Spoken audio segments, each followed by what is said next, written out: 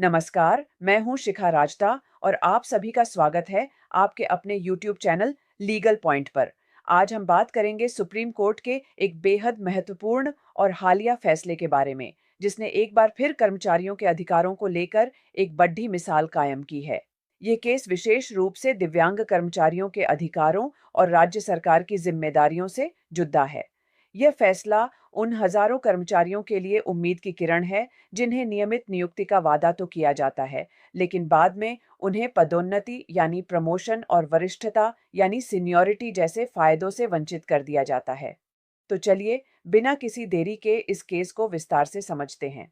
लेकिन आगे बढ़ने से पहले मैं आप सभी से अनुरोध करना चाहूंगी कि अगर आप हमारे चैनल पर नए हैं या अभी तक आपने हमें सब्सक्राइब नहीं किया है, तो कृपया चैनल को सब्सक्राइब करें, बेल आइकॉन दबाएं ताकि कानून से जुड़ी हर महत्वपूर्ण जानकारी आप तक सबसे पहले पहुंचे। सबसे पहले आइए इस मामले के विवरण पर एक नजर डालते हैं। केस का नाम माया पी डॉटरसी एवं अन्य बनाम केरल राज्य एवं अन्य।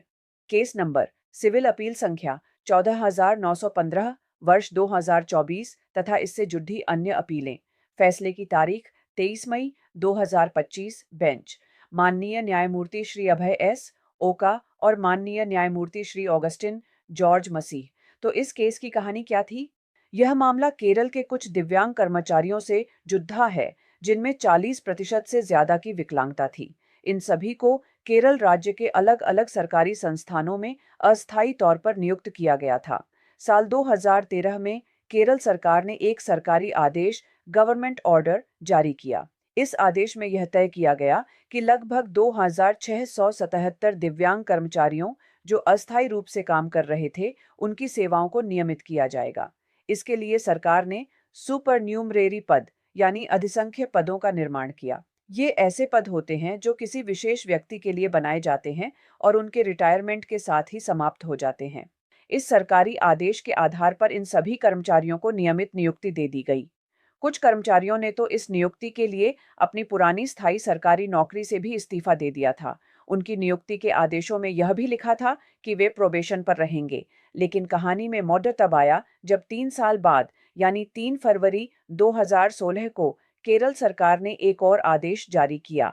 इस नए आदेश में यह कहा गया कि इन अधिसंख्य पदों पर नियुक्त हुए कर्मचारियों को स्थायी कर्मचारियों की तरह प्रोबेशन पूरा करने, सीनियरिटी लिस्ट में शामिल होने या प्रमोशन पाने का अधिकार नहीं होगा।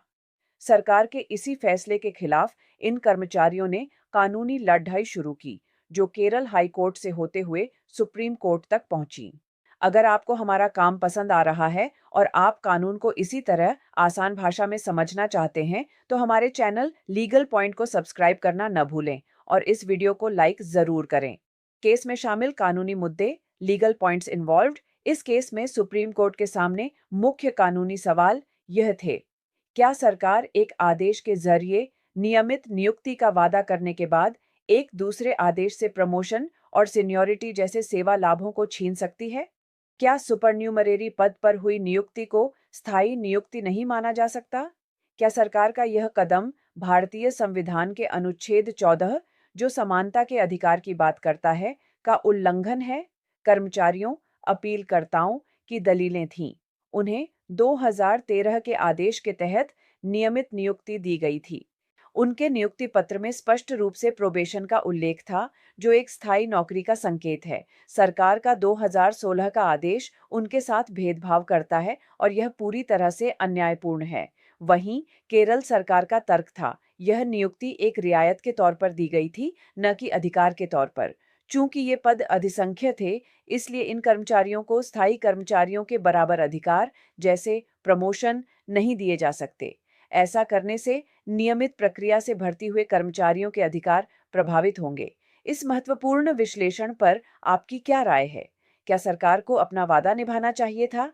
हमें कमेंट्स में जरूर बताएं और इस वीडियो को अपने दोस्तों और परिवार के साथ शेयर करें ताकि यह जानकारी ज्यादा से ज्यादा लोगों तक पहुंच सके। दोनों पक्षों को सुनने के बाद सुप्रीम कोर्ट ने एक ऐतिहासिक और स्पष्ट फैसला सुनाया। सुप्रीम कोर्ट ने कहा कि 2013 के सरकारी आदेश का इरादा साफ तौर पर इन दिव्यांग कर्मचारियों को नियमित नियुक्ति देना था। जब नियुक्ति प्रोबेशन पर की गई हो, तो यह एक नियमित रोजगार ही माना जाएगा। 2016 का बाद वाला आदेश, जो प्रमोशन और सीनियरिटी जैसे लाभों को छीनता है, पूरी तरह से भेदभावपूर्ण, तर्कहीन और संविधान के अनुच्छेद 14 का उल्लंघन है। सरकार एक हाथ से देकर दूसरे हाथ से वापस नहीं ले सकती, खासकर तब जब कर्मचारी उस वादे पर भरोसा करके अपनी पुरानी नौकरियां भी छोड़ दे चुके हों। अंतिम फैसले में सुप्रीम कोर्ट ने केरल हाई कोर्ट की डिवीजन बेंच के उस फैसले को रद्द कर दिया जो कर्मचारियों के खिलाफ था। हाई कोर्ट के सिंगल जज और प्रशासनिक न्यायाधिकरण के उन फैसलों को बहाल कर दिया जो कर्मचारियों के पक्ष में थे। सभी अपीलों को स्वीकार कर लिया, जिसका सीधा मतलब यह था कि अब इन सभी दिव्यांग कर्मचारियों को प्रोबेशन, सीनियरिटी और प्रमोशन सहित सभी सेवा लाभ दिए जाएंगे। यह फैसला उन सभी कर्मचारियों के लिए एक बहुत बड़ी जीत है जिन्हें विशेष योजनाओं के तहत नियुक्त तो किया जाता है, लेकिन फिर उन्हें स्थायी कर्मचारियों वाले हैक्यू नहीं दिए जाते।